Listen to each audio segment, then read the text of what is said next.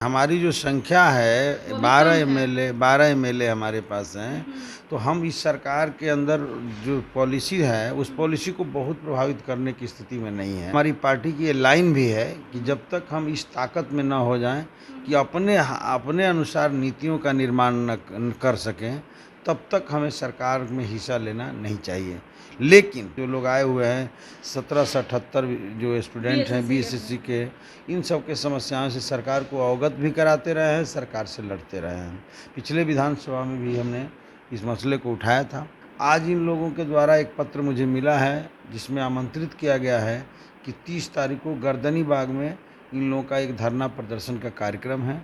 हम इन लोगों को सपोर्ट करने के लिए जाएंगे। अब थोड़ा सा इन लोगों को ज़्यादा ही दिक्कत हुई है, लंबे समय से आंदोलन कर रहे हैं, तो आंदोलन तो एक लड़ाई है और जीत होगी, इसमें कोई शक नहीं है। लड़ाई में ही तो जीत होती है। इतनी वैकेंसियाँ जो पूरी फंसी हुई थी निकली हुई है। यही लोग तो कह रहे थे हमसे कि बहुत सारे लोगों का हो गया है, तो प्रक्रिया में एक एक करके ना होगा।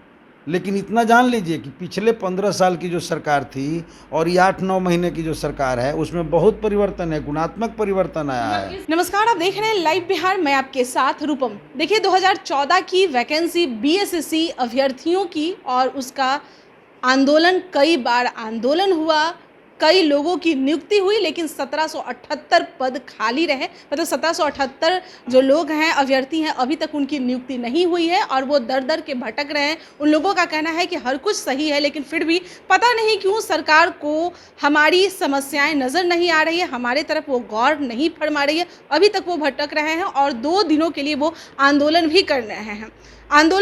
कर रहे हैं, लेकिन उससे पहले वो माले विधायक, चाहे कोई भी हो, उनके पास वो पहुंच रहे हैं। वो लोग सदन में आवाज़ भी उठा रहे हैं, लेकिन फिर भी सरकार तक यह बात नहीं पहुंच रही है। तेजस्वी यादव हो या नीतीश कुमार हो, वो समझ नहीं रहे हैं उनकी समस्या को। चलिए, अभी हमारे साथ सिवान जीरादेई के विधायक, माले विधायक अमरजीत जी हमारे साथ जुड़े हुए हैं। अमरजीत जी, आप लोग सरकार में हैं, माले विधायक हैं, सरकार में हैं, अपने आप को सरकार में मान भी रहे हैं, भाई गठबंधन में है, लेकिन फिर भी सरकार आप लोगों की बातें सुन क्यों नहीं रही है?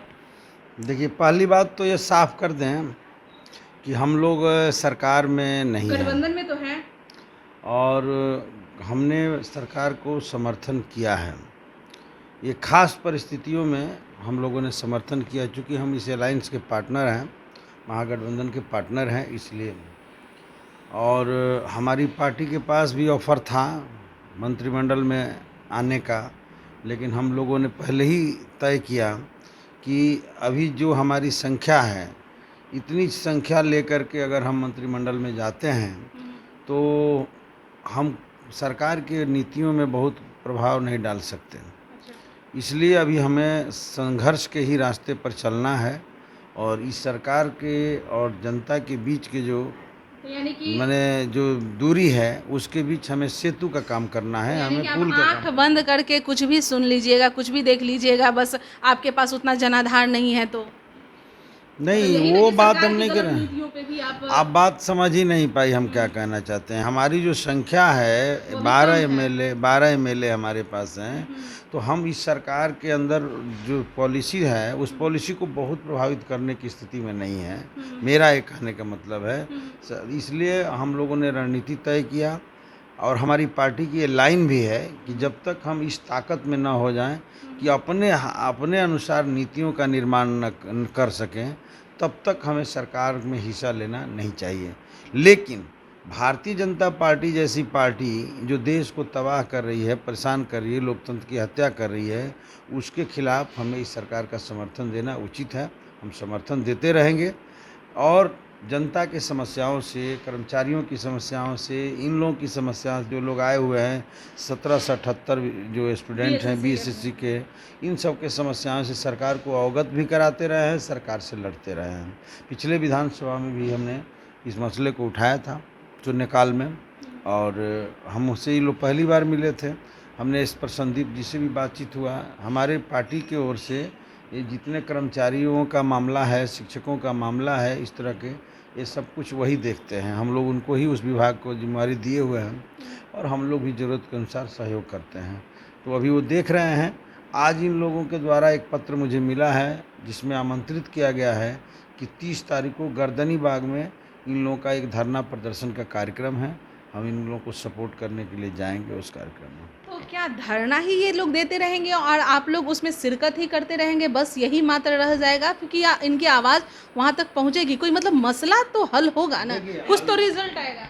अभी हमारी पार्टी महागठबंधन की बैठकों में साफ साफ मांग उठाई थी कि हम लोग की एक कोऑर्डिनेशन कमेटी बनना चाहिए, और सरकार के ओर से माने खास करके सभी पार्टियों की ओर से ये सहमति बनी है कि जो हमारे 6 दलों का महागठबंधन है, जिसमें राष्ट्रीय जनता दल, जदयू, कांग्रेस, माले, सीपीएम, सीपीआई हैं, ये सभी लोगों को मिलाकर एक कोऑर्डिनेशन कमेटी बने। हम लोग का यही, जब से सरकार नई बनी है, आप सबको पता ही है कि हम जिस गठबंधन में थे उसके नेता तेजस्वी जी थे। आरजेडी, माले, कांग्रेस, सीपीएम, सीपीआई 5 दलों का पहले गठबंधन था, और इसी गठबंधन से हम लोग चुनाव लड़े थे।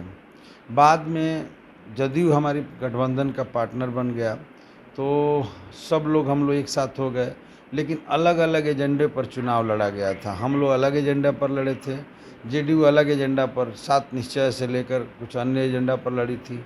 लेकिन जब दो माने पार्टियां जो हमारे गठबंधन से अलग थी, दूसरे गठबंधन में थी, आई है, तो उसके भीतर और हमारे भीतर कोऑर्डिनेशन बनाने में खास करके काम काज को लेकर के एक समय लग सकता है, और ये समय जो लग रहा है उसी कारण से लग रहा है।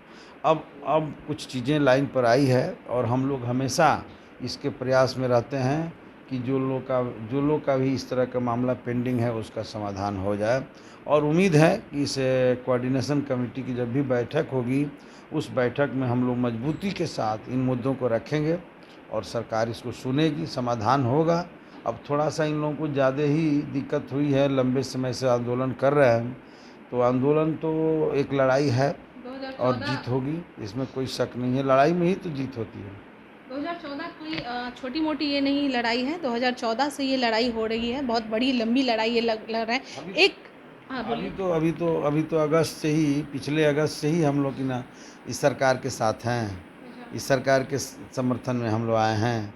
तो अभी तो बने हुए कितना दिन हुआ, नीतीश जी थे, तो नीतीश जी से पूछ लीजिएगा। लेकिन हम लोग जब से आए हैं तब से हम लोग नीतीश जी के साथ बातचीत करके कोशिश कर रहे हैं। तो आप लोग आवाज कह रहे थे कि भाई कि नीतीश जी ऐसे कर रहे हैं। अरे नीतीश जी पर आपके पास आ गए हैं, तो अब आप लोग बोलिए, तो बोलते हैं, हम लोग बोलते हैं, यही तो कोऑर्डिनेशन कमेटी इसीलिए तो बन रही है। और एक बात ये भी जान लीजिए कि नीतीश जी पर बीजेपी वालों का भी दबाव था उस समय, अब थोड़ा सा उससे वो भी मुक्त हुए हैं, और हम लोग सब लोगों से मिल करके बातचीत चल रही है। हम उम्मीद है कि निदान हो जाएगा।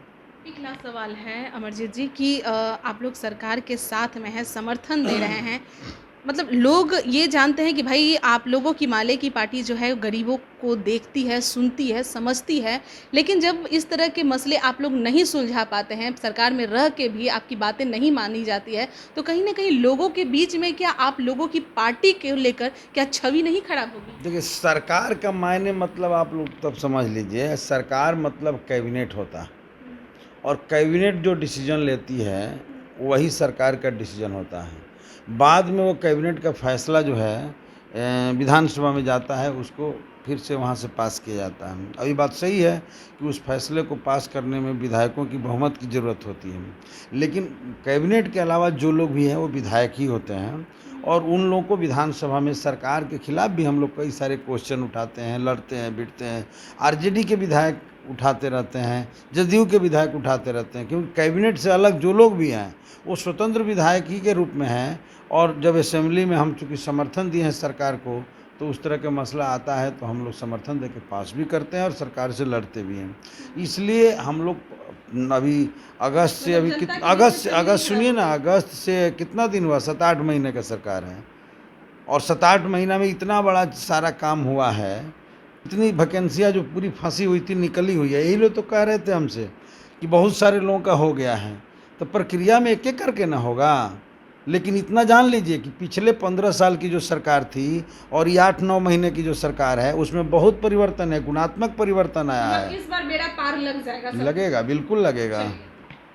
देखिए, 1778 अभ्यर्थी अभी भी पेंडिंग में पड़े हुए हैं, अभी भी उनका सिलेक्शन नहीं हुआ है। ये बीएसएससी अभ्यर्थी हैं और इनका फिर से आंदोलन होने वाला है गर्दनीबाग धरना स्थल पर और माले के विधायक इन लोगों का सपोर्ट करेंगे, फिर से इनकी आवाज़ उठाई जाएगी। अब देखना यह होगा कि क्या नीतीश कुमार जी इनकी आवाज़ सुनते हैं या नहीं सुनते हैं।